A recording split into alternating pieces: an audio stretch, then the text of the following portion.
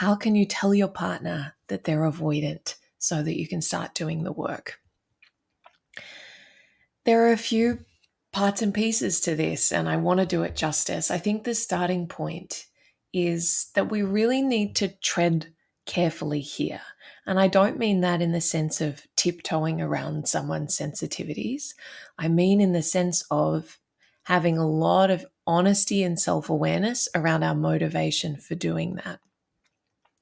A tendency that I observe in a lot of anxiously attached people, and that I'm 100% guilty of myself, and I really need to, even now, monitor in myself, is the tendency to overfunction and take responsibility for other people's work, for other people's emotional experience, and almost to think that I know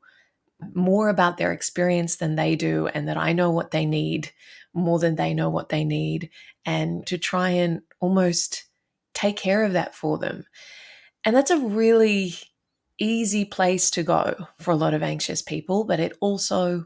costs you a lot. I've spoken many times before about the savior complex, that streak in anxious people that gravitates towards people who they see as needing their help in some way, that making someone their project, and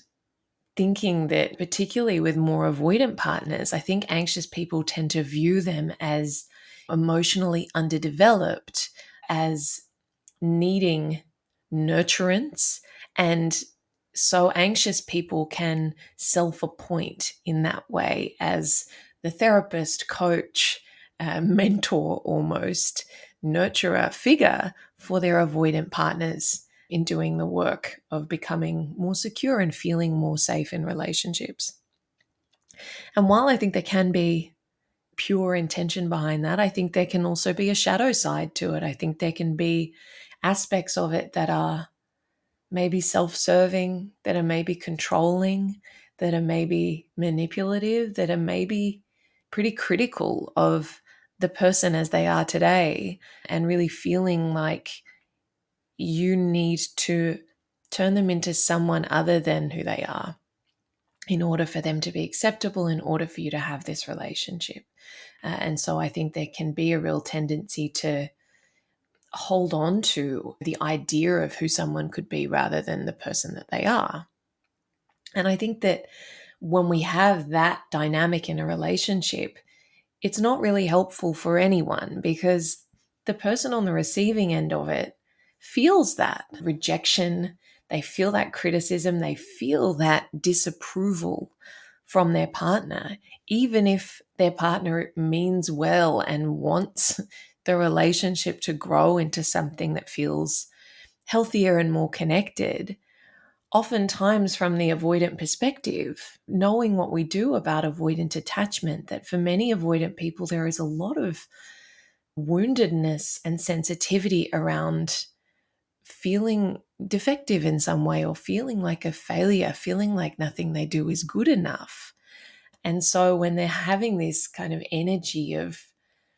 you need to change in order for our relationship to work,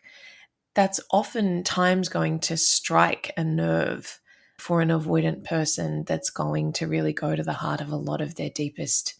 insecurities, and so might elicit quite a big protective, defensive response.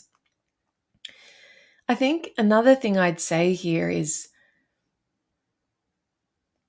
even if your personal view, approach, perspective is not one that villainizes avoidant people, and I hope that's the case, that's really important in the approach that I teach and the messaging of my work,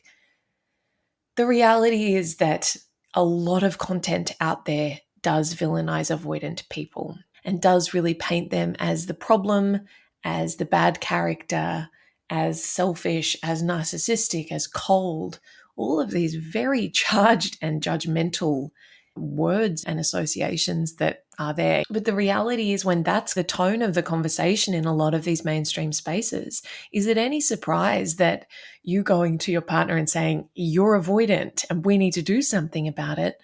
that's going to come with the weight of all of those conversations. So even if that's not your intention, let's just be mindful of the fact that is a common misconception, I would say, around avoidant people. And so it's understandable and natural that someone might push back against that and not really be receptive to you whacking that label on them. So those are just a few things to bear in mind to reframe what might feel like frustration on your side if you do have a more avoidant leaning partner and you do want to be able to talk to them about attachment and the dynamics that exist in your relationship and where there might be scope for growth.